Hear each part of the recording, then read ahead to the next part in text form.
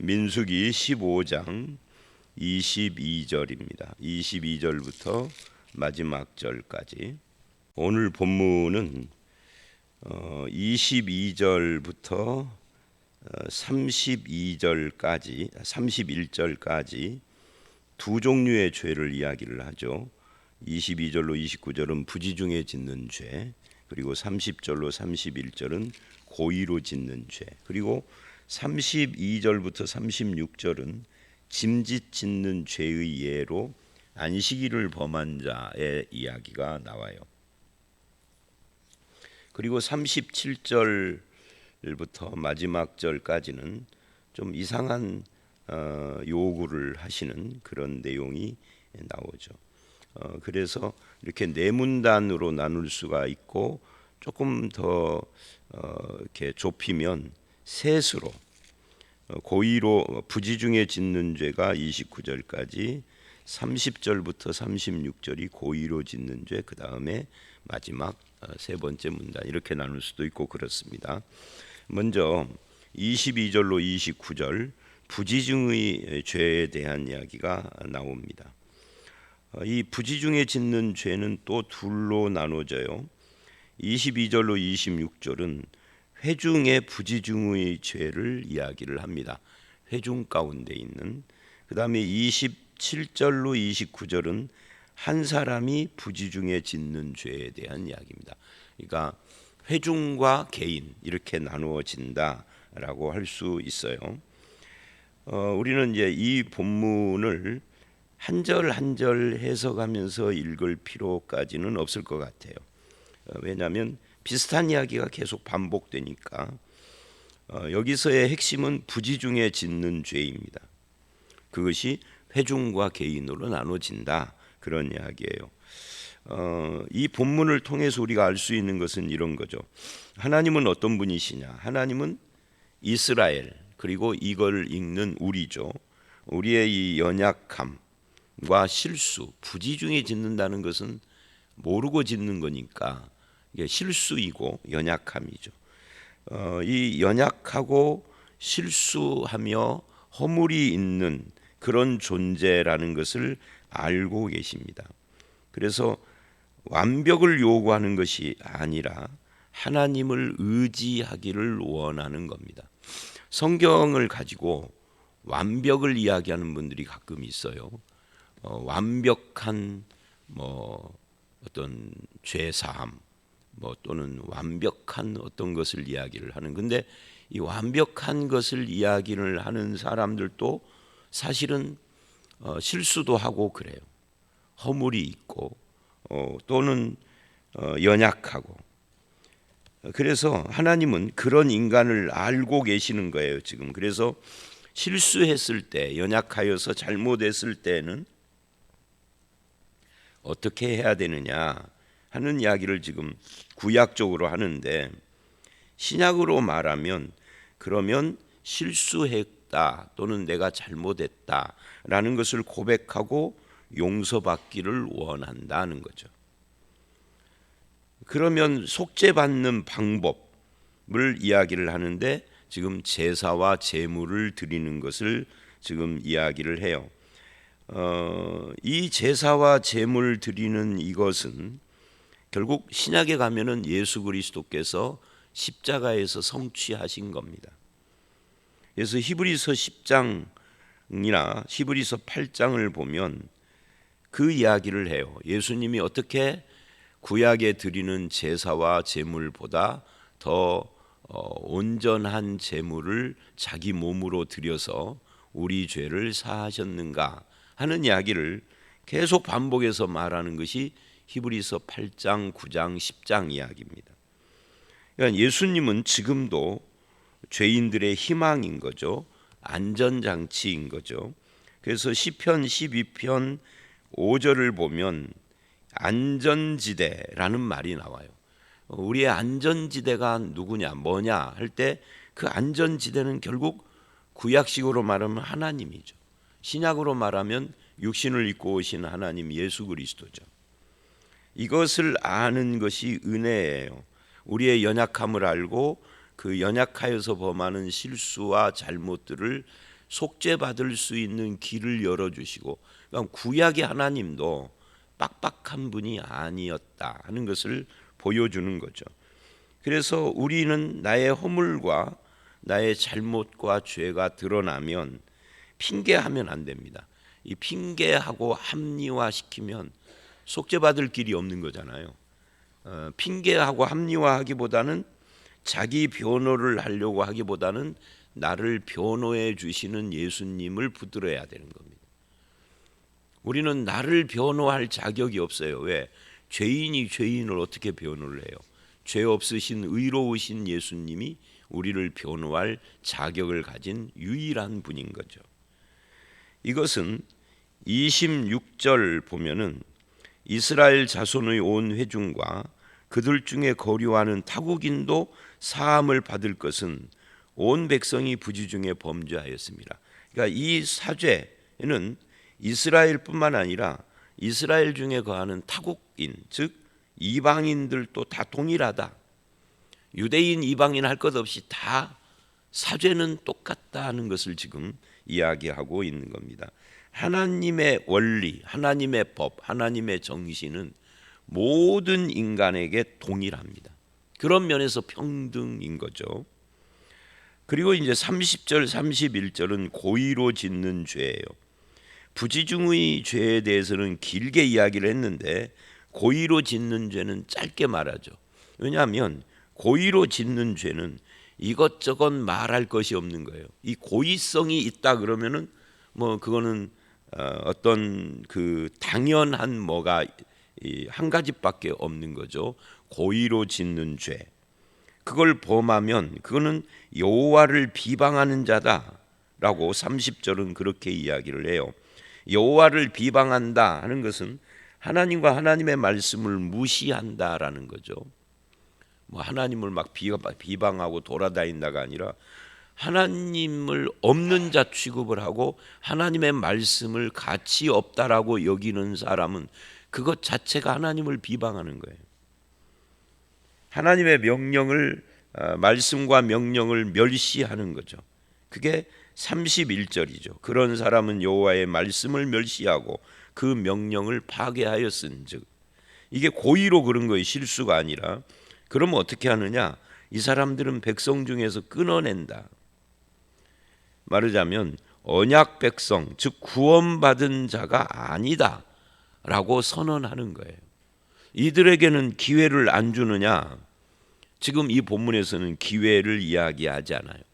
아마 여기서는 이제 이렇게 끊어낸다, 온전히 끊어지리라 라고 말씀을 마무리하고 이제 안식일 이야기로 들어가지만, 이 사람들도 이제 다른 성경 구절들을 가지고 이야기를 하면 이 사람들도 회개하면 용서하시죠. 근데 이 회개하지 않고 계속 짐짓 짓는 그 고의로 짓는 죄 가운데 있다라고 하면은 다른 길이 없는 거예요. 왜 이렇게 이것이 강경하게 나오느냐 하면은 이유는 하나입니다. 죄는 전념성이 강하기 때문이에요. 이게 회중 가운데 이야기거든요. 그러니까 죄의 전념성 때문에. 그래서 어떤 분이 최근에 성경 공부를 끝내고 질문을 하셨어요. 신약에 사도행전에 보면 아나니아와 삽비라 이야기가 나와요. 아나니아와 삽비라가 헌금을 잘못 드렸다가 그냥 두 부부가 차례차례로 죽어나가잖아요. 이 아나니아와 삽비라는 좀 억울하지 않느냐. 근데 여러분, 이제 그분의 질문 중에 첫 번째가 이겁니다. 아나니아와 삽비라는 지옥 갔을까 안 갔을까? 여러분 어떻게 생각하세요? 제가 이렇게 답변을 했어요. 여러분 중에 이제 거기 한 사람이 질문했지만 성경 공부 마치고 했기 때문에 거기 몇십 명이 있는 거예요. 60명 정도가. 여러분 중에 어려서부터 교회 다닌 분, 어른이 돼서는 모르겠지만 어려서부터 교회 다닌 분 중에 엄마 아빠에게 헌금을 1,000원을 탔는데 500원 까먹고 500원만 낸 적 있는 분, 그랬더니 아무도 말을 안 해요. 그런데 성경 공부 다 끝난 뒤에 나에게 메시지가 온 분이 있어요. 사실은 말 안 했지만 자기는 그런 적이 있다고. 그러면 아나니아와 삽비라하고 다를 것이 뭐가 있어요? 그럼 지옥 가야 되잖아. 아니면 즉시 죽어야 되잖아. 그러니까 성경을 읽을 때는 그냥 어떤 한 가지만 선입견을 가지고 한 가지만 읽으면 안 돼요. 그래서 다시 성경을 보라 그랬어요. 자세히 보라. 사도행전 6장을 보면 그들이 죽었다고는 하지만 그들의 구원을 취소하는 것 같은 말씀이 나오지는 않아요. 헌금 한 번 잘못됐다고 지옥 간다면 우리들 가운데 천국 갈 사람이 누가 있을까요? 어렸을 때 엄마가 준 헌금을 까먹은 것 말고 어른이 된 뒤에, 자, 부부간에 이제 헌금을 뭐 주일 헌금이야 이런 것이 안 그러겠지만 특별한 헌금을 이야기를 할 때 뭐 부인은, 보통 부인들은 신앙이 좋잖아요. 부인은 이번 건축 헌금에 1,000만 원은 우리가 합시다. 남편은 아깝잖아요. 그러니까 500만 원만 합시다. 그래서 남편이 이겨먹어서 500만 원에서 그러면 죽어야 되나요? 그렇게 해서 죽어야 된다면 죽을 사람만, 사실은 목사인 나도 죽을 거려 아마. 그러면 아나니아와 삽비라 사건은 헌금 잘못 내면 죽는다 이게 아니단 말이에요. 또 지옥 갔다는 말도 없다고요. 심판 무슨 지옥에 갔다 구원이 취소됐다 이런 뉘앙스가 있는 표현도 없어. 사도행전 5장을 보면 그냥 죽었다는 거지. 사람이 죽으면 다 지옥 가나요? 죽었다는 거예요. 다만 거기서는 이런 걸 강조를 하죠. 너희가 성령을 속였다. 성령을 속였다는 게 뭐예요? 하나님이 눈에 안 보이니까 기만했다는 이야기거든요. 마음에 감동을 주는 성령님이 있어도 눈에 보이지 않는 하나님, 그래서 거짓을 했다. 그래서 어쨌다는 거예요. 그래서 결국은 초대교회가 이제 막 기독교가 막 출범을 했는데 이런 거짓이 용인이 되면 교회의 순결성을 잃어요. 그래서 이거를 뭐라고 표현을 하는 거죠? 일벌백계라고 하는 겁니다. 그러니까 아나니아와 삽비라 같은 그런 케이스를 하나님이 처리하심으로써 결론이 이거예요. 그 사도행전 5장의 아나니아와 삽비라 사건의 마지막 결론이 온 백성과 교회가 하나님을 두려워했다. 그게 결론입니다. 그러니까 이 본문에서도 결국 왜 이렇게 강경하냐라고 하면은 죄의 전념성 때문에. 죄는 이게 선한 일은 남에게 별로 영향을 안 줍니다. 그런데 죄는 신속히 사람들을 물들여 가기 때문에 이 하나님의 백성 공동체를 순결하게 세워가기 위하여서 하나님이 강경한 이야기를 하고 있는 겁니다. 그 다음에 32절 이하를 보면 안식일 범한 자 이야기가 나옵니다. 이것은 짐짓 고의적으로 짓는 죄의 예예요.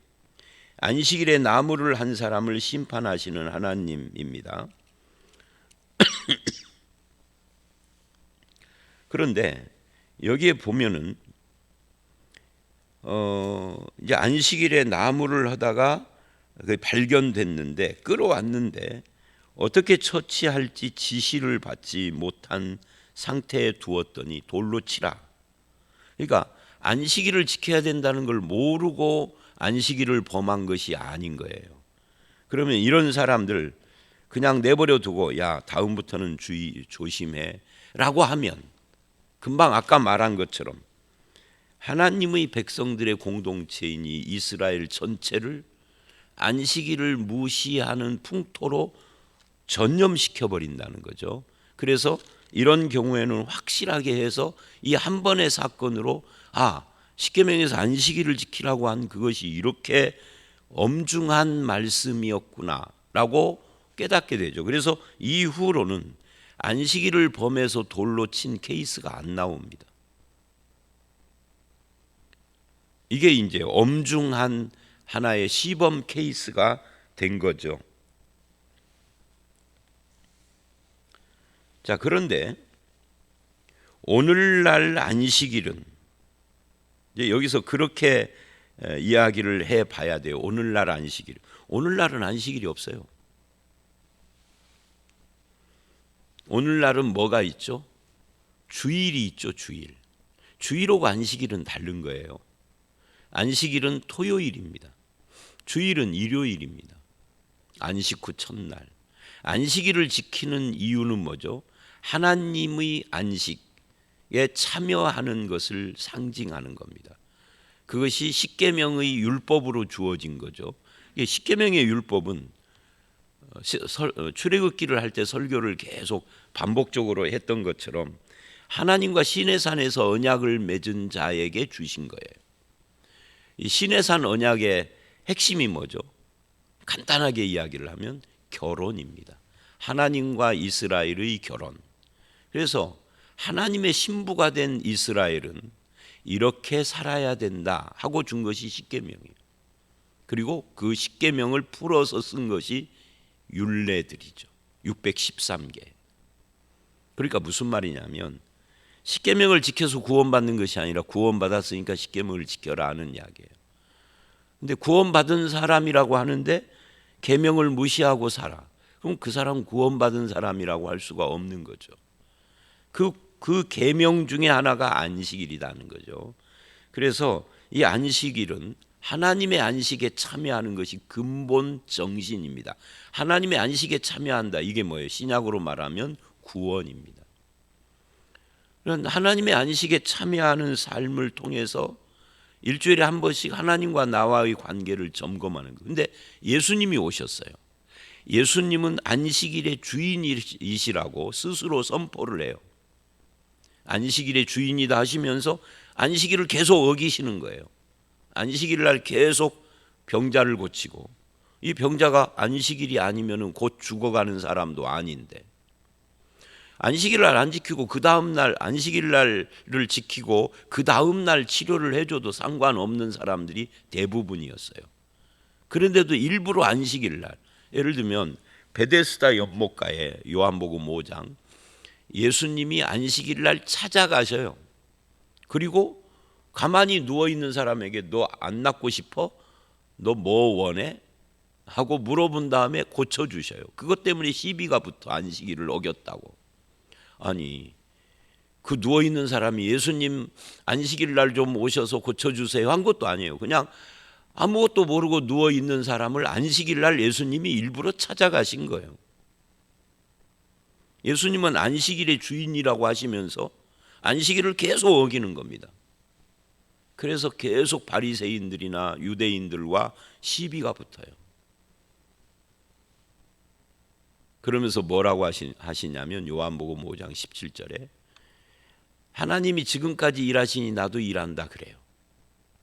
난리가 났죠. 하나님이 안식일에 일한다고? 유대인들은 이 상상이 안 되는 이야기예요.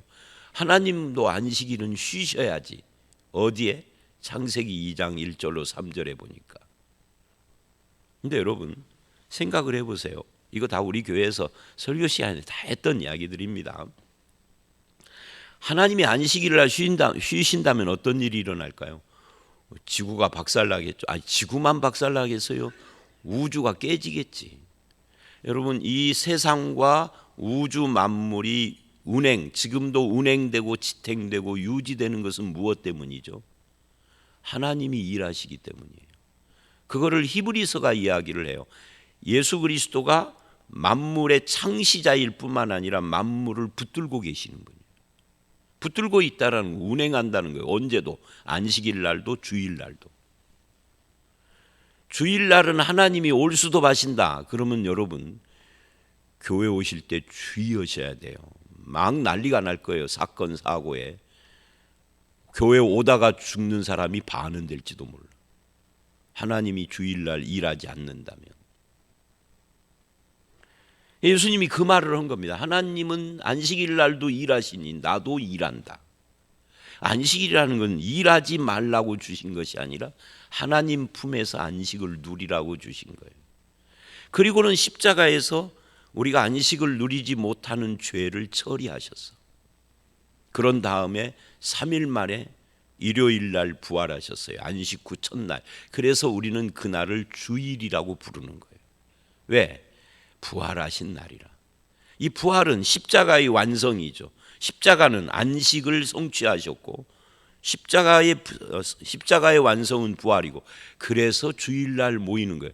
그래서 주일은 안식일이 아니에요. 안식일처럼 지키는 게 아무것도 못 사 먹고 이런 것이 아니에요. 하나님 안에서 안식을 누리는 날이고 예수 그리스도가 완성한 구원을 즐기는 날이고, 그날만 그러는 것이 아니에요. 월화수목금토 일주일 전체를 주님과 함께하는 날의 출발로 삼는 거죠. 자, 다시 돌아와서 어쨌든 여기서는 안식일을 어긴 자가 왜 돌로 쳐 죽임을 당하느냐면, 말하자면 고의로 짓는 죄에 대한 일벌백계로 나온 거다 하는 이야기예요. 이 사건 이후에 37절부터 마지막 절에 아주 묘한 말씀이 하나가 나옵니다. 이스라엘 사람들은 옷단에다가, 옷 맨 끝에 가장자리죠. 거기에다가 그 옷단 귀에다가 술을 만들어 달아라. 이 술이라는 말은 막걸리 술이 아니에요. 이게 치치트라고 해서 8가닥의 실과 5개의 매듭으로 된 술이에요. 그것을 만들어 달아라. 그리고 거기에 청색끈을 더하라 라고 합니다. 도대체 이 술은 뭐고 청색끈은 뭐냐라고 할 때 우리가 성경을 읽으면서 술은 영적으로 뭐고 청색끈의 청색은 뭐고 영적으로 끈은 뭐고 이렇게 읽으면 바보 멍충이들입니다. 굉장히 신령해 보이지만 성경은 그렇게 읽는 거 아니에요. 왜? 왜냐하면 본문 자체가 설명해 놨잖아요. 본문 자체가 설명해 놓은 범위를 벗어나서 자기가 의미를 부여하는 것은 신령해 보이나 바르지 못한 거예요. 본문에는 뭐라고 그러죠? 이 술을 달아 매는 이유를 이렇게 말을 해요. 이 술은 39절 너희가 보고 여호와의 모든 계명을 기억하여 준행하고 너희를 방종하게 하는 자기의 마음과 눈의 욕심을 따라 음행하지 않게 하기 위함이라. 그리고 40절 그리하여 너희가 내 모든 계명을 기억하고 행하면 너희 하나님 앞에서 거룩하리라. 그러니까 술을 달아 매는 이유는 딱 하나예요. 보고 기억하게 하려고. 뭐 청색은 영적으로 뭐고 이거 아닙니다. 방종하게 하는 자기의 마음과 눈의 욕심을 그 기억을 해서 억제하게 하려고. 자기 마음과 눈이 과연 믿을만 하냐? 아니다 하는 거예요. 방종하게 하는 마음인 거죠. 눈의 욕심인 거죠. 이것을 억제하는 것은 하나님의 계명, 말씀밖에 없어. 근데 사람은 이걸 자꾸만 잊어버려요. 그래서 옷을 입을 때마다 옷단 귀에 술이 달려있는 걸 보고 하나님의 말씀 기억하게 하려고. 무슨 나쁜 짓을 하다가도 소매를 이렇게 들면 술이 있고 밑을 보면 또 술이 있잖아요. 하나님의 말씀이 이러면 안 된다고 했는데 하고 기억하게 하려고. 왜? 고의로 지혜를 짓던 부지 중에 죄를 짓던 죄 짓는 것을 억제하라. 그러니까 37절 이하의 말씀은 앞의 말씀과 전혀 동떨어진 이상한 요구를 한 것처럼 보이지만 결론은 앞에 두 가지, 부지 중에 짓는 죄, 고의로 짓는 죄에 대한 예방 차원에서 하나님이 하나의 방법을 준 거예요. 오늘 우리로 말하면 이런 거죠. 늘 성경책을 끼고 다녀라. 어디를 가든지. 그럼 어떻게 해요? 성경책을 끼고 욕할 수는 없을 거 아니에요. 성경책을 끼고 도둑질하고 성경책을 끼고 이상한 짓하고 성경책을 손에 들고 지나가는 여자에게 휘파람 불 수는 없잖아. 그런 이야기예요. 아니면 저는 이제 어제도 군대 이야기를 했는데, 저는 군대에 있을 때 군종인데 우리 때는 군종은 여기다 십자가 마크를 이렇게 했어요. 계급장 위에다가 십자가 마크를. 그러니까 어디를 가든지 남들이 볼 때 군종이라는, 예수 믿는 사람이라는 게 드러나. 함부로 할 수 없어요. 고참이 돼도 아랫사람 때릴 수도 없고 욕할 수도 없고 농땡이 칠 수도 없고 그런 거고 비슷한 거예요. 그래서 하나님의 계명을 기억하고 행하게 하려는 사람은 자기 마음대로 그래 네 뜻대로 네 자율로 해 그러면은 방종과 욕심에 빠지기 때문에 늘 내 마음과 기억을 통제하는 것이 필요하다. 구약에서는 그것이 옷단술이라는 거죠. 신약에서는 매일 말씀을 묵상하는, 제가 성경책을 늘 들고 다니는 것 같긴 했지만 실제로 성경책을 늘 들고 다닐 수가 없죠. 그래서 우리가 매일 아침 새벽마다 말씀을 묵상하고 새벽 기도를 하는 이유가 하루를 시작을 하면서 말씀을 기억하는 거예요. 이걸 통하여서 내 눈과 마음을 통제하는 거죠. 하루를. 그래도 실수를 하면 그 다음 새벽에 와서 다시 또 어제의 실수를 돌이키며 말씀 앞에 또 서는 거예요. 이것이 매일 말씀을 묵상하거나 새벽 기도를 하는 이유가 되는 겁니다. 근데 여기서 이 말씀을 하고 이제 마무리를 하겠습니다. 이 옷단에다가 술을 다른 이것이 그런 의미로 준 건데, 기억하여 마음과 눈을 통제하라고. 세월이 흘러요. 이때로부터 500년이 흐르고 1000년이 흐른 뒤에는 어떻게 된 줄 아세요? 이게요, 옷단 술을 크게 단 사람이 이게 자기를 과시하는 용도로 변했어. 내가 이렇게 거룩한 사람이야 하고. 그게 바리새인들이. 예수님이 오셨을 때, 그래서 길을 걸을 때 이렇게 걷지 않고요, 손을 쫙 옆으로 이렇게 펴고 걸어. 왜? 이 옷단이 얼마나 펄럭거리고 거기에 술이 달렸는지, 그리고 밑에 그 아래 그 바지가 아니라 이거 뭐라고 그래, 하여튼 밑에 옷에도 그렇게 달려서 이게 우리나라 옛날 양반처럼 휘적휘적 걷는 거예요. 그러면 사람들이 보면서 와, 거룩한 사람, 우리하고는 다른 그런 사람 하고 자기를 과시하는 자기의의 표시가 됐어요. 자기를 높이는 말씀 순종이라는 본래의 취지가 완전히 변해버린 거죠. 그래서 예수님이 외식하는 바리새인들아, 독사의 자식들아, 그런 거예요. 우리도 그럴 수 있어요. 내 마음과 눈을 통제하는 말씀이어야 하는데, 자기가 암송하고 알고 있는 말씀으로 남들을 정죄하고 자기 잘난 척하고 이런 사람들이 엄청 많은 거예요. 오늘 말씀은 41절에 나는 여호와 너희 하나님이라, 나는 너희 하나님이 되려고 인도한 너희 하나님이다. 너희 하나님이다, 너희 하나님이라를 계속 반복하죠. 그래서 어제 그랬잖아요. 광야에서 엎드러진 이 사람들이 다 지옥 갔을까? 아니다. 그래도 너희 하나님이라는 말을 계속 하시잖아요. 그들에 대한 징계지 지옥 심판은 아니다. 하여튼 오늘 말씀, 부지 중에 짓는 죄, 고의로 짓는 죄. 하나님은 사죄의 길을 열어놓고 부지 중에 짓는 죄, 고의로 짓는 죄도 그 고의로 짓는 죄에 빠지지 않도록 마음과 눈을 통제하도록 어떤 장치를 주시는 그런 하나님, 그래서 은혜의 하나님입니다. 그 하나님과 매일 동행하시며 자기를 돌아보고 마음과 눈을 통제하는 저와 여러분들이 되시기를 주의 이름으로 축원합니다. 함께 기도하겠습니다. 하나님, 부지 중에 짓는 죄인들과 그 허물과 실수에 대해서 용서하시고 고의로 짓는 죄의 그 죄인들의 죄의 전념성을 생각하셔서 엄격히 말을 하지만 그런 죄에 빠지지 않게 하려고 장치를 주시는 하나님 아버지의 마음을 기억합니다. 오늘 우리들도 하나님의 말씀을 늘 기억하여 우리의 눈과 마음을 통제하는 그런 삶을 살게 하시고 늘 하나님이 나의 하나님, 나의 아버지이신 것을 잊지 않고 살아가는 저희들이 되게 하여 주시옵소서. 오늘 이 하루도 하나님의 인도 따라 살기를 원하옵고 예수님 이름으로 기도드려 싸움나이다. 아멘.